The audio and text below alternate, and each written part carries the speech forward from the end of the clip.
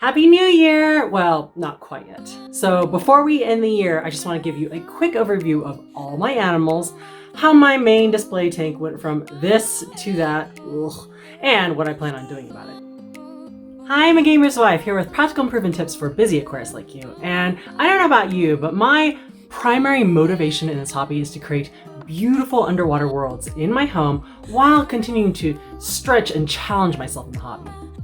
So back in 2018, I did my first breeding. First was Cory catfish because they just started, laying eggs on the glass walls. And then I moved to honey gouramis, which they are bubble nesters and their fry are itty bitty, so small that you can't even feed them baby brine shrimp at first. So that was super challenging. And therefore in 2019, I decided I wanted something maybe a little bit easier, such as red cherry shrimp. They breed like freshwater cockroaches and they sell for a pretty penny. So wanted to see if I could do it for profit. So I started off with about 10 plus AAA grade red cherry shrimp is what I was told by the local hobbyist I brought them from. Put them in my 10-gallon tank and I learned a ton about shrimp breeding, such as what are their favorite foods, how to grow biofilm with Bacteria and catappa leaves. I never did get quite good at culling, so I would say eventually their grade went down to probably just a normal A grade shrimp, but it was still a lot of fun. I also got some moss for the first time, Christmas moss specifically, and they ended up growing like gangbusters. So I was able to propagate them and then buy these that black craft mesh? You can cut it into squares, trim off the top of your moss, and then sew them on those squares and sell them for a pretty penny. So I would say at peak production rate, I could sell a bag of 10 cherry shrimp for about $15 and then a square of the Christmas moss for about $8, with of course some commission going to my local fish society. I also learned how to mail live shrimp and plants for this first time. And I was super nervous about it at first, but after doing a lot of research about what professionals are doing, I put together this master checklist, which you can check out over here. And now I feel really comfortable about doing it in the future.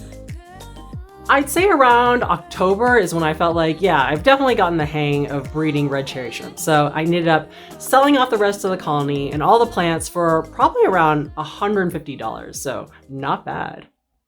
As for my 20-gallon community tank, well, that's been a little bit more of a roller coaster. At the beginning of the year, I sold off all the existing fish. So the honey gourami, green neon tetras, and then the albino Cory catfish and all of their fry.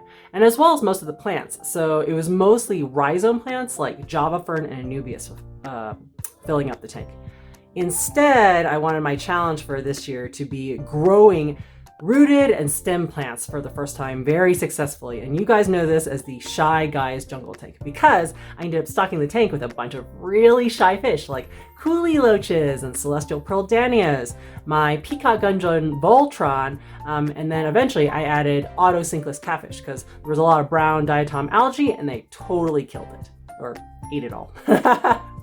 Well, I would say around halfway through the year, I just noticed that none of my stem plants were really thriving. They would just keep melting off in the middle of the stem and I would see them floating to the top as well as lots of leaves. I don't know what I was doing wrong. I was adding a lot of root tabs. I was dosing Aquarium Cup Easy Green and Seachem Flourish Advance on a weekly basis whenever I did water changes. I even got a brand new, really expensive Fluval 3.0 light to make sure the plants were getting enough par. And instead, I was getting a bunch of I think green dust algae on the sides of the tanks, as well as black beard algae. Nothing seems to kill this stuff. I've been treating it with hydrogen peroxide and nothing is happening. The only thing that seems to be growing well is my frogbit and red root floaters.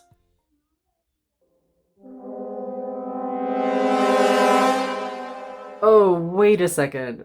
Turns out, here's my best guess, that those floating plants doing so well were probably blocking out all the lights I was providing and sucking in all the fertilizer I was adding.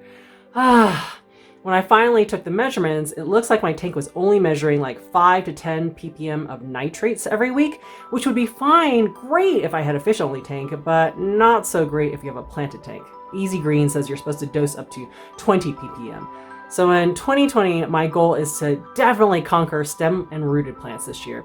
by obviously dosing more liquid fertilizers, because it seems like, I didn't know this, but when researching one of the blog posts for Aquarium Co-op, one of Corey's old videos said that stem plants primarily take nutrients from the water column, not their roots.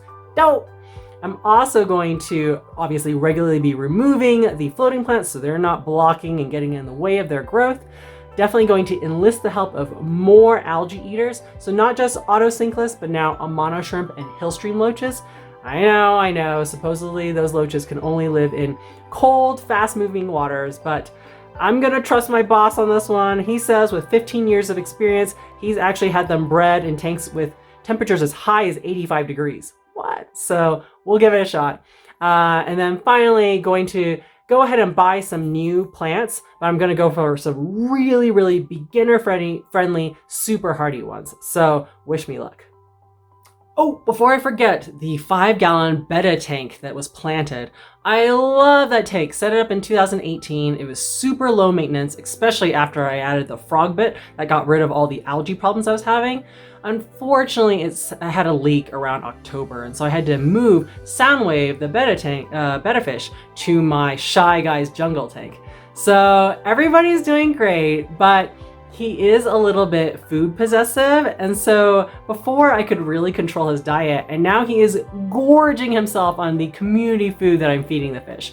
So I've definitely learned that I have to feed in little pockets kind of all around the tank to make sure everybody's getting a bite, but he's definitely getting pretty chunky and happy with his time in the community tank.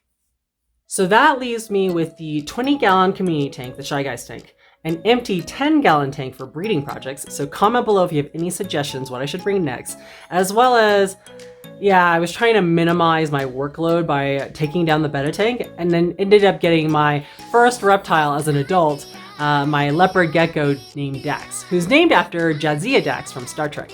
No, I'm not a geek. Anyways, this channel is primarily about, obviously, fish keeping and planted tanks, but I will probably sneak in a few leopard gecko care videos once I've gotten more experience under my belt.